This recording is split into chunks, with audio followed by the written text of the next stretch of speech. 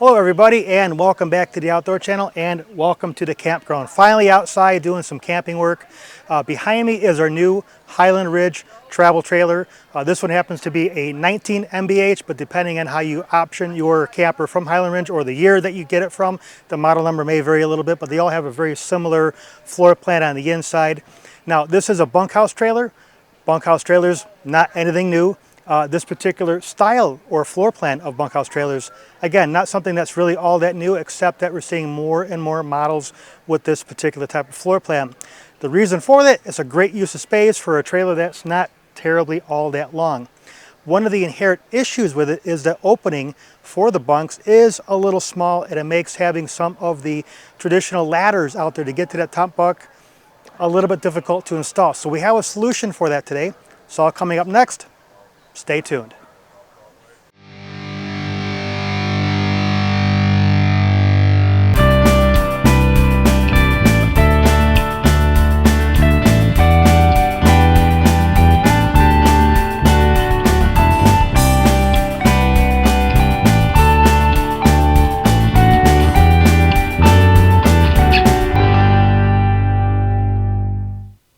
All right, so we're back inside the camper. And like I said, this floor plan is certainly gaining some popularity because the bunkhouses are there in the corner. Now the placement of this is also part of what you could probably call an intersection or kind of a hallway, even though it's really not a hallway. So we have the bunks here, we have the door to the bathroom here, and the refrigerator here on the other side, which actually opens up both ways, which is kind of nifty. But that also kind of limits what type of ladder we can have here that's going to get folks up into the top here. Now this is a 6.5 foot ceiling. I'm only about 5.5 feet tall. I'm not the tallest person out there, and of course, you know, you're not going to really get up here too easily without some help.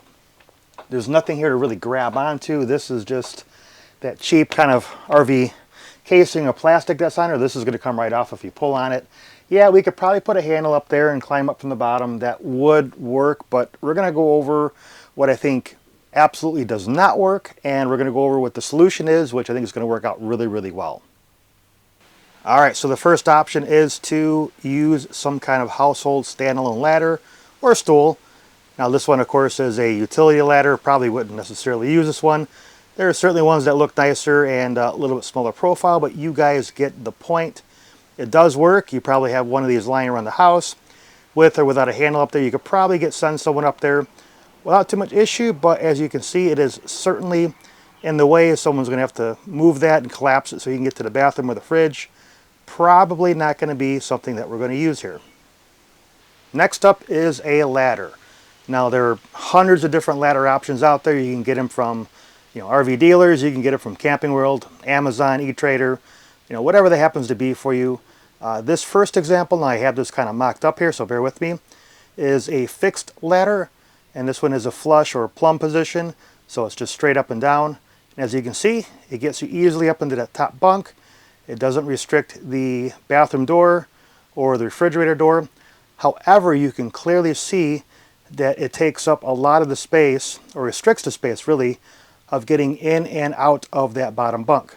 Now if you have really small children, this may not be too big of a deal, but I have adult children. They get bigger over time. Anyone bigger than a small child probably will have a difficult time getting in and out of there. Additionally, that window back there is an emergency exit. And so, God forbid I have to use the exit, I do not want to restrict anybody getting through here in case they got to get out of the camper in the middle of the night, what have you, and that could be a really bad thing. So this particular example is also not going to work. Now there are also variations of the fixed ladder that stands off at the base instead of flush or plumb up and down. As you can see here, again, this one's just mocked up, so bear with me. But you guys get the idea. It certainly opens up that room there to get in that bottom bunk a little easier. It's still pretty restricted, but it does definitely interfere with opening up that bathroom door, so that is going to be a problem and a no-go. So you're probably thinking the next logical option is probably a telescoping ladder. Again, plenty of those options out there in the marketplace. And I don't have one here to show you in the camper, so I have a picture there on the screen. even in its most collapsed position, you will see that it still hangs down quite a bit. Some of these I've seen, 16 inches or something like that. Some of them go down 24 inches. So with that telescoping ladder, although it will fully extend, you can have somebody get up in and out. When it's collapsed, it's still probably hanging down somewhere in the area of about here. Again, it's going to depend on what particular ladder you get. Mostly open, but someone's definitely going to smack their head on that, in the middle of the night. It's not going to be really comfortable. And again, I don't want really any restriction getting to that safety window. All right, so we've talked a lot about what doesn't work, what is going to work. And that is actually what we have behind us here. Now, I've been using this as a prop just to demonstrate, but this is actually the solution. This one does collapse, but not in a telescoping matter like we talked about a moment ago. This one collapses into the wall right here. Let me show you. It's not installed yet, so I might move a little bit, but just to demonstrate, kind of like a scissors type action, but not really, but collapses into the wall and comes back down when you need it.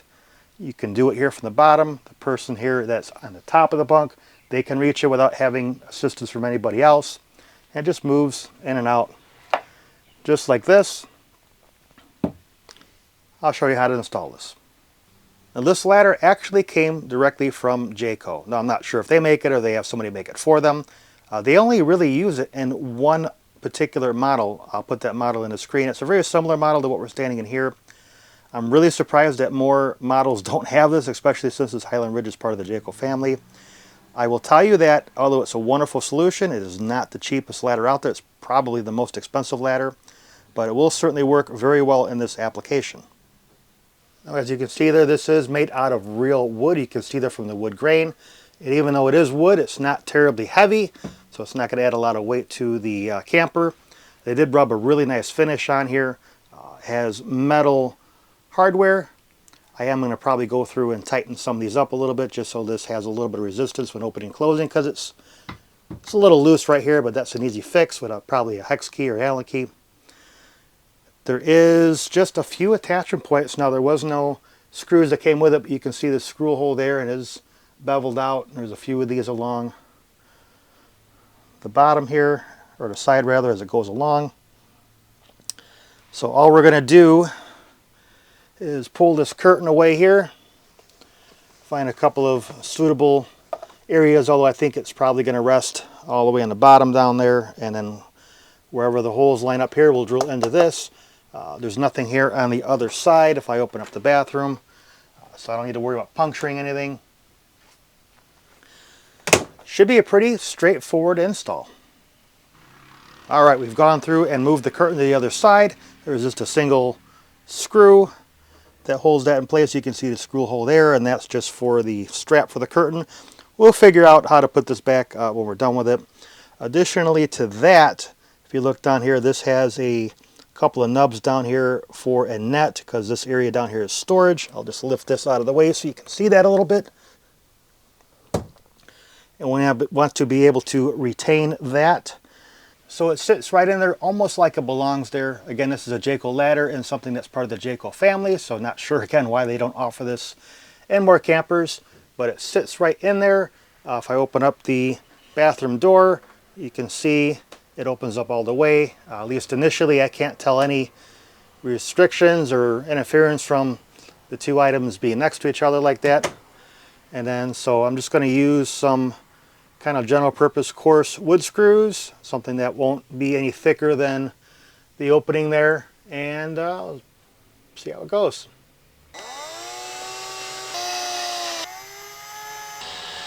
Alright, so as you saw, incredibly easy. It was like 4 screws. Now it does seem like there's some supporting material in here, probably again to hold the bathroom door. So I was drilling into something. If that doesn't seem to hold, you could probably drill all the way through and then put a washer and a nut on the other side. Use a bolt instead of a screw. Screws are going to work for now. You can see, comes all the way in. Plenty of access to the bottom bunk. Nothing's restricted getting to that emergency window. And again, it just comes on down.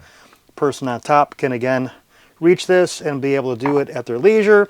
They don't need to have somebody come help them like we saw with the earlier example with the ladder being here. Someone have to move that out of the way.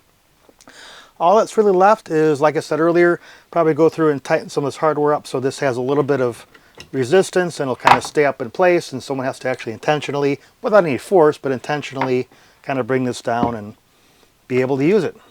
Alright, we've gone through and tightened up most of these. They were definitely loose. Not loose in a standpoint of, you know, this thing's going to fall apart. No, this was pretty good quality. Just loose where they weren't really snug. So now, with only a little bit of effort, I can put that away and it'll stay there. And then when I go to open it, it doesn't come crashing to the floor. It's got a nice slow drop. I may tighten these up a little bit more, but you guys get the idea. Now, as far as the curtain, you're going to have to decide where you want to put it. I've temporarily put it back in the position that it was. It is out of the way. It does close the ladder, but you can see it kind of maybe interferes with closing it because it gets caught up in there. So you may want to put it back. You may want to put it to the other side.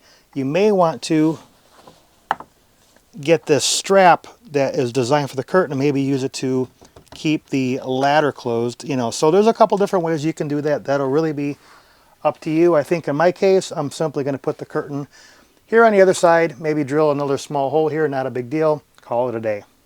And for now, this is kind of a home run, other than it is, like I said, a little expensive. I will leave the part number for this in the description. You'll probably have to go to your local dealer and get this. It's not something you're going to get on eTrader or Amazon or anything like that, but it's here, it's sturdy, it's not going anywhere. You can certainly climb up in here.